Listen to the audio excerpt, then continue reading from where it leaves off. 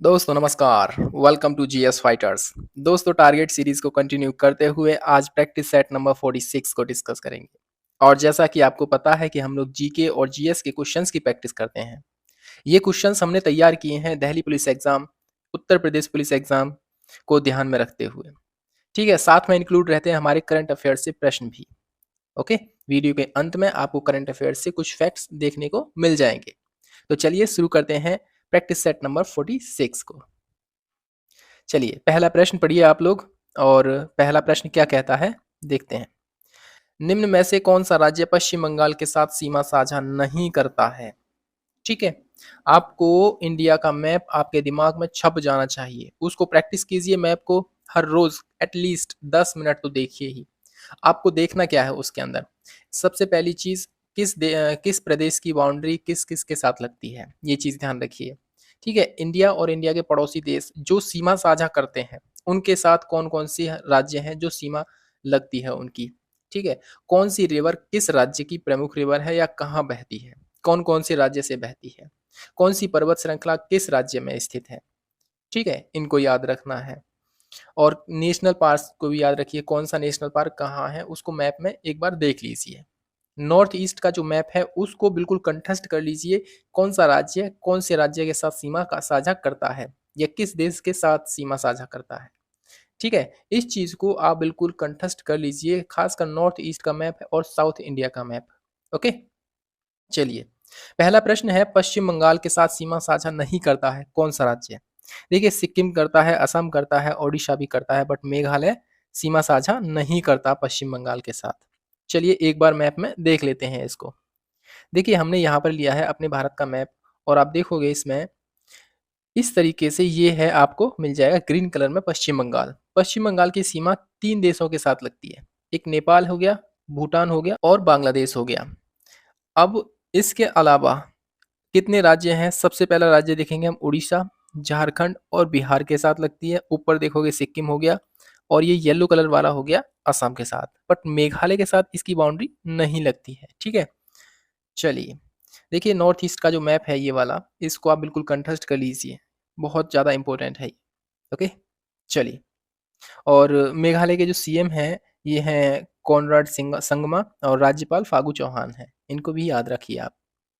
चलिए second question है हमारा, चर्चा में रहा अफ्रीकी संघ का मुख्यालय स्थित है। देखिए अफ्रीकी संघ अभी चर्चा में रहा है, क्यों चर्चा में रहा है? क्योंकि इसको G20 में इसको सदस्यता मिल गई है। किसमें? G20 में। इसीलिए अब G20 ना रहकर G21 हो गया है।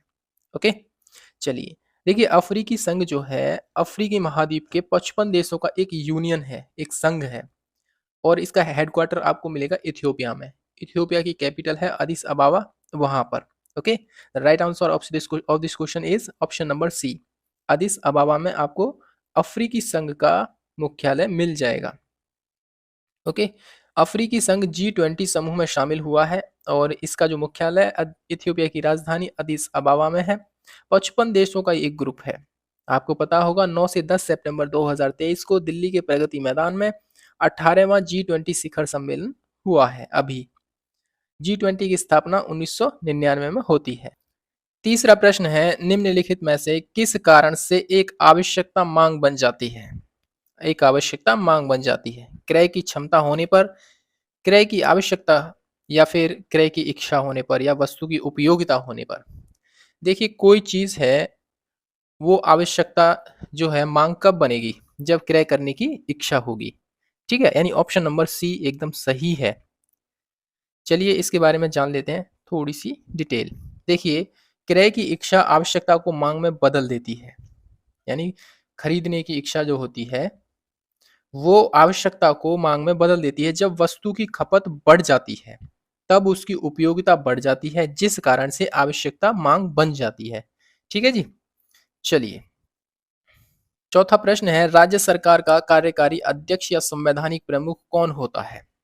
देखिए राज्य सरकार का, जिस प्रकार केंद्र सरकार में राष्ट्रपति जी होते हैं उसी प्रकार राज्य सरकार में राज्यपाल जो होते हैं वो राज्य सरकार के कार्यकारी अध्यक्ष कह लो या फिर कार्यकारी प्रमुख होते हैं। ठीक है, यानी राज्यपाल।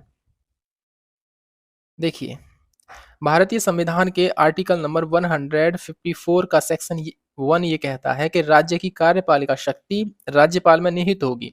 जिस प्रकार आर्टिकल नंबर 53 में बोला गया है कि केंद्र सरकार की कार्यकारी शक्ति जो है या संवैधानिक शक्ति जो है वो राष्ट्रपति जी में निहित है, उसी प्रकार राज्य की कार्यकारी शक्ति राज्यपाल में निहित होती है और वे इसका प्रयोग संविधान के अनुसार स्वयं करेंगे या अपने अधीनस्थ अधिकारियों के द्वारा करेंगे। राज्य की कार्यपालिका में देखिए, एक तो राज्यपाल मिलेंगे आपको, मंत्री परिषद मिलेंगे और महाधिवक्ता मिलेंगे। अब आप मुझे कमेंट सेक्शन में बताइए कि केंद्र की जो कार्यपालिका शक्ति होती है उसमें कौन कौन शामिल होते हैं। ठीक है, यहाँ पर हमने एक इम्पोर्टेंट संशोधन भी लिखा है, 7वां संशोधन है, जिसमें ये कहा गया था कि एक ही व्यक्ति को एक से अधिक राज्यों के लिए राज्यपाल नियुक्त किया जा सकता है। ओके, चलिए 5वां प्रश्न पढ़िए आप लोग। भारत के नियंत्रक एवं महालेखा परीक्षक की नियुक्ति की जाती है किसके द्वारा? राष्ट्रपति जी के द्वारा, लोकसभा अध्यक्ष के द्वारा या अध्यक्ष योजना आयोग द्वारा या वित्त मंत्री के द्वारा? देखिए, हमारे इस प्रश्न का सही जवाब ऑप्शन नंबर 1 है। राष्ट्रपति जी के द्वारा जो कैग होते हैं, controller and auditor general of India, उनकी नियुक्ति की जाती है। और आपको पता होगा अंडर आर्टिकल नंबर 148 में यह प्रोविजन किया गया है कि भारत के नियंत्रक एवं महालेखा परीक्षक की नियुक्ति भारत के राष्ट्रपति अपने हस्ताक्षर और मुद्रा सहित अधिपत्र के द्वारा करेंगे, जो भारत सरकार के लेखों का परीक्षण कर अपनी रिपोर्ट को राष्ट्रपति जी को सौंपेंगे और राष्ट्रपति जी इसको संसद के पटल पर रखवाएंगे। आपको पता होगा संसद में एक बहुत ही फेमस कमेटी होती है, लोक लेखा समिति। ठीक है, और उसका काम ही यही है कि जो कैग होते हैं उनकी रिपोर्ट पर चर्चा करना। ओके, उसी प्रकार राज्य सरकारों के लेखों का परीक्षण करने के लिए अपनी रिपोर्ट जो है संबंधित राज्य के राज्यपाल को देगा।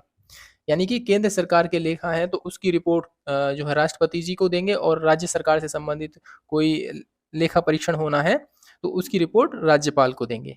ठीक है, चलिए, यानी केंद्र और राज्य दोनों के लिए काम करते हैं CAG। ओके, चलिए, खजूर किस प्रकार के वन प्रारूप से संबंधित है? आपको बताना है खजूर जो है किस प्रकार के वन है, किस प्रकार के वन में आता है। शुष्क पर्णपाती वन, उष्णकटिबंधीय कांटेदार वन, आर्द्र पर्णपाती वन, उष्णकटिबंधीय पर्णपाती वन। देखिए, हमारे इस प्रश्न का सही जवाब ऑप्शन नंबर बी है।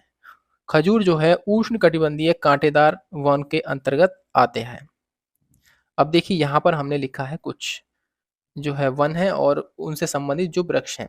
देखिए, खजूर का संबंध उष्णकटिबंधीय कांटेदार वन से है। यहाँ वर्षा 50 सेंटीमीटर से कम होती है, यानी शुष्क जलवायु के कारण इनके पत्ते छोटे और खाल मोटी और जड़ें गहरी हो जाती हैं।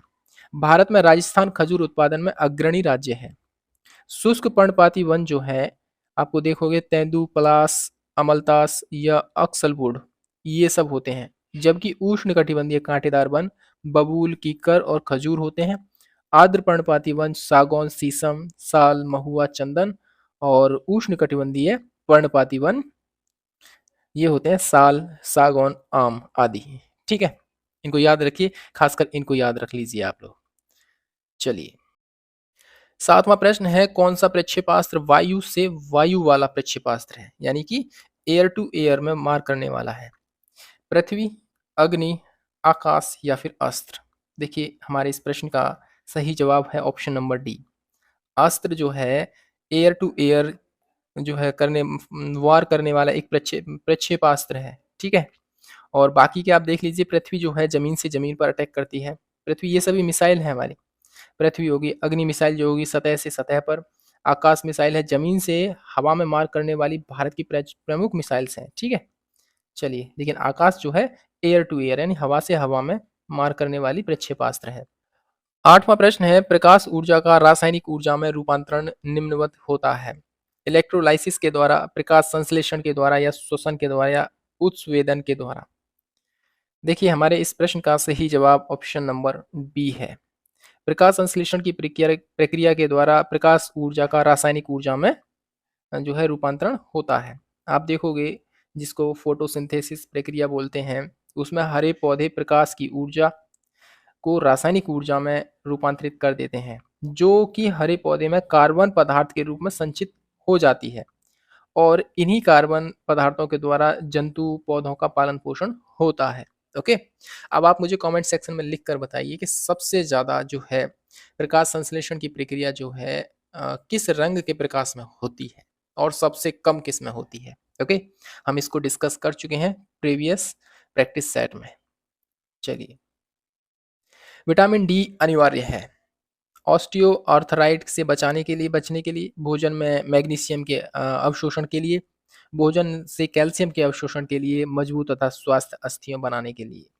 देखिए, विटामिन डी की आवश्यकता होती है हड्डियों के लिए, हड्डियां मजबूत करने के लिए। ठीक है, ऑप्शन नंबर डी एकदम सही है। विटामिन डी की कमी से अस्थियां कमजोर हो जाती हैं। ठीक है, इस विटामिन की जरूरत कैल्शियम फास्फोरस के उपापचय के लिए होती है। इसकी कमी से बच्चों में रिकेट्स रोग हो जाता है। ठीक है, चलिए, 10वां प्रश्न है क्षय रोग यानी टीबी जिसे बोलते हैं, उसके परीक्षण हेतु विशिष्ट परीक्षण होता है कौन सा? रॉबर्ट का परीक्षण, विडाल का परीक्षण, कानू का परीक्षण या फिर मैटॉक्स का परीक्षण। देखिए, इसको बोलते हैं मैटॉक्स का परीक्षण। जो टीबी की जांच होती है उसको मैटॉक्स का परीक्षण भी बोलते हैं। ठीक है, चलिए, यहाँ पर थोड़ी डिटेल है, इसको हम जान लेते हैं। तपेदिक के संक्रमण के परीक्षण हेतु टीबी रक्त परीक्षण किया जाता है। इसे ही मैटॉक्स ट्यूमर क्यूलिन त्वचा परीक्षण कहते हैं। इस परीक्षण में हाथ के निचले हिस्से की त्वचा में ट्यूबरक्यूलिन नामक तरल की अल्प मात्रा इंजेक्शन के रूप में लगाई जाती है और इंजेक्शन लगाने के 48 से 22 घंटे के बाद, ठीक है, हाथ पर इसके प्रभावों का अध्ययन किया जाता है। ओके, देखिए यहाँ पर ये 48 से 72 कर लीजिए। ठीक है, ये वाला टाइम। ओके, चलिए, एक सेकेंड। 11वां प्रश्न है, निम्नलिखित में से किस गैस की प्रतिशत मात्रा आयतन में बतानी है आपको वायुमंडल में सबसे कम मिलेगी? देखिए, ऑर्गन, कार्बन डाइऑक्साइड, नाइट्रोजन या फिर ऑक्सीजन। देखो, नाइट्रोजन तो नहीं होगा क्योंकि आपको पता है वायुमंडल में 78% नाइट्रोजन है। ऑक्सीजन भी नहीं होगा। ऑलमोस्ट 20-21% नाइट्रोजन मिलेगा आपको, सॉरी ऑक्सीजन मिलेगा। ठीक है, आपके ऑप्शन बचे ये, या तो कार्बन डाइऑक्साइड है या फिर ऑर्गन है, और इनमें से भी CO2 है। कौन सी? Carbon dioxide gas. इसकी मात्रा जो है इनमें से सबसे कम मिलेगी आपको। कितनी कितनी है देख लेते हैं। नाइट्रोजन आपको 78% मिलेगा, ऑक्सीजन आपको 20.95 यानी ऑलमोस्ट 21% मिलेगा। ठीक है, ऑर्गन की मात्रा आपको 0.93% मिल जाएगी, जबकि CO2 यानी कार्बन डाइऑक्साइड की मात्रा आपको 0.03% मिलेगी। ओके, चलिए,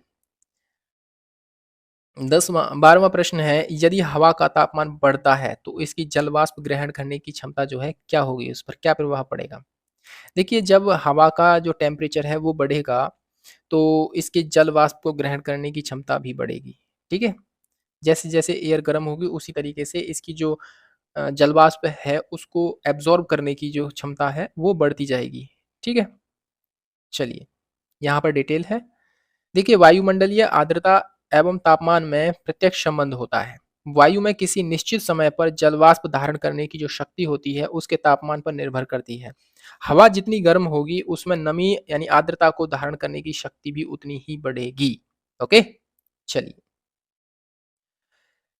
13वां प्रश्न है, वार्षिक आर्थिक समीक्षा को तैयार करने के लिए निम्नलिखित में से कौन उत्तरदायी है? वार्षिक आर्थिक समीक्षा को तैयार करने के लिए उत्तरदायी है आपका वित्त मंत्रालय। ओके, चलिए, इसकी डिटेल यहाँ पर हम देखते हैं। आर्थिक समीक्षा बजट से पहले वित्त मंत्रालय के द्वारा पेश की जाने वाली आधिकारिक रिपोर्ट होती है। ठीक है, जो देश की आर्थिक स्थिति की दशा और दिशा को इंगित करती है। यह रिपोर्ट बजट के सत्र संसद दोनों सदनों में प्रस्तुत की जाती है। ओके, चलिए, 14वां प्रश्न है, भारत का सबसे महत्वपूर्ण खनिज युक्त रॉक तंत्र है। आपको बताना है कौन सी जो है, कौन सा तंत्र जो है उसमें सबसे ज्यादा खनिज युक्त पदार्थ पाए जाते हैं। कडप्पा तंत्र में, धारवाड़, गोंडवाना या फिर विंध्य तंत्र में। देखिए, हमारे इस प्रश्न का सही जवाब है ऑप्शन नंबर बी। धारवाड़ की जो खदानें हैं वहां पर सबसे ज्यादा खनिज युक्त पदार्थ मिलता है। ठीक है, धारवाड़ की। देखो, धारवाड़ तंत्र की जो चट्टानें हैं उनका निर्माण आर्कियन क्रम की चट्टानों के अपरदन और निक्षेपण से हुआ है, इसीलिए ये अवसादी चट्टानें हैं। इसका मतलब ये है अवसादी चट्टानों में खनिज युक्त पदार्थ काफी मात्रा में पाए जाते हैं। साथ ही ये सबसे प्राचीन अवसादी चट्टानें भी हैं। इसमें जीवाश्म नहीं पाए जाते, लेकिन धात्विक खनिज काफी मात्रा में पाए जाते हैं, जैसे सोना, लोहा, मैग्नीज, अभ्रक, कोबाल्ट, क्रोमियम, तांबा, टंगस्टन, सीसा। इस तरह के जो खनिज युक्त पदार्थ हैं वो आपको धारवाड़ की चट्टानों में मिल जाएंगे।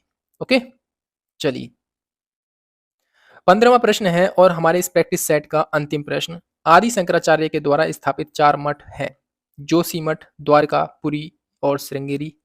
श्रृंगेरी, द्वारका, जोशीमठ, प्रयागराज, द्वारका, जोशीमठ, प्रयाग, कांची, पुरी, श्रृंगेरी, द्वारका और वाराणसी। देखो इसको यहाँ से हटाइए, प्रयाग को यहाँ से भी हटाइए और यहाँ से भी हटाइए। बचा कौन सा है? पहला ऑप्शन, पहला ही सही है हमारा, जोशीमठ, द्वारका, पुरी और श्रृंगेरी। अब देखते हैं ये कहाँ कहाँ पर है। देखो ये जो मठ है इनकी स्थापना हुई थी, की गई थी जो है आदि शंकराचार्य के द्वारा। ये आपको देखो पूर्व में जो है उड़ीसा में मिलेगा आपको पुरी में, और पश्चिम में गुजरात में द्वारका जो है मठ मिलेगा, दक्षिण में तमिलनाडु में श्रृंगेरी मिलेगा। ठीक है, एक और रहा उत्तर में ज्योतिर्लिंग, जो कि जिसको जोशी मठ भी बोलते हैं, उत्तराखंड में। जोशी मठ हाल फिलहाल में न्यूज में रहा था, क्योंकि वहां पर जो मिट्टी है उनकी वो धस रही है, एकदम भूस्खलन टाइप का हो रहा है। ठीक है, और 5वें मठ की स्थापना कांचीपुरम में की, जिसका क्षेत्राधिकार इन चारों मठों पर है। यानी ये जो 4 मठ हैं इसके क्षेत्राधिकार में आता है ये कांचीपुरम का जो मठ है। ठीक है, आदि शंकराचार्य के द्वारा। अब आते हैं हम अपने करंट अफेयर फैक्ट्स पर। देखो हम लोग यहाँ पर डेली का जो करंट अफेयर है उसको कंप्लीट करते हैं। इसमें आपको 2 दिन का या 3 दिन का जो करंट अफेयर मिल जाता है, जो भी इंपॉर्टेंट क्वेश्चन बन सकते हैं। जैसे नोवाक जोकोविच ने जीता है यूएस ओपन का खिताब 2023 में। देश का पहला दिव्यांग पार्क लोनी नई दिल्ली में स्थापित किया गया है। प्रोफेसर नजमा अख्तर को मिला है life time achievement award. ICC पुरुष ओडीआई में टॉप किया है ऑस्ट्रेलिया ने। शांति स्वरूप भटनागर पुरस्कार जो है अब मिला है डॉक्टर दीप्यमान गांगुली को। बंगस वैली फेस्टिवल जम्मू कश्मीर में सेलिब्रेट किया गया है। एसएएफएफ अंडर 16 चैंपियनशिप 2023 फुटबॉल टूर्नामेंट को भारत ने जीत लिया है। ओके, चलिए तो ये था हमारा प्रैक्टिस सेट नंबर 46। अगर आपको वीडियो पसंद आया है, लगता है 1% भी अच्छा लगा है आपको, तो प्लीज़ चैनल को ज़रूर सब्सक्राइब कीजिए। ओके, वीडियो शेयर करना चाहते हो कर दीजिए, लाइक तो कर ही दीजिए। ओके, पीडीएफ के लिए आपको टेलीग्राम चैनल से जुड़ना होगा। टेलीग्राम चैनल का लिंक आपको इस वीडियो के डिस्क्रिप्शन में मिल जाएगा। ओके, तो चलिए फिलहाल इस वीडियो में इतना ही। जय हिंद, जय भारत।